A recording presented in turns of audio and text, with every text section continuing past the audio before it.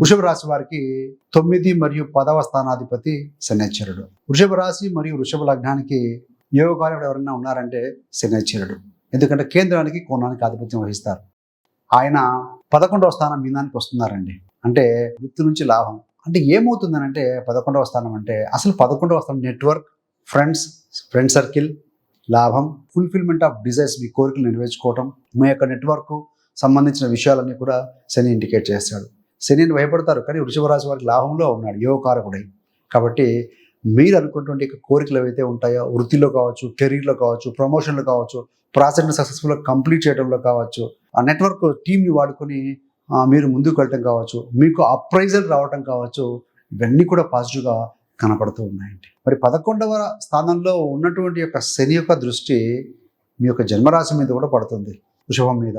యోగకారక గ్రహం యొక్క దృష్టి రాశి మీద పడినప్పుడు సో అది పాజిటివ్గానే చెప్పాలి.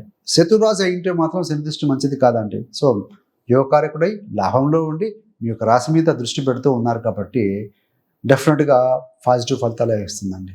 ఒకవేళ మీ యొక్క జన్మజాతక చక్రంలో శని బలహీనంగా ఉంటే కాస్త అధమ ఫలితాలు, లేట్ ఫలితాలు వస్తాయి. కాకపోతే శని దృష్టి అనేది ఎంత శుభగ్రహమైనా కూడా దృష్టి వల్ల కొంత నిదానత్వం అనేది ఉంటుంది.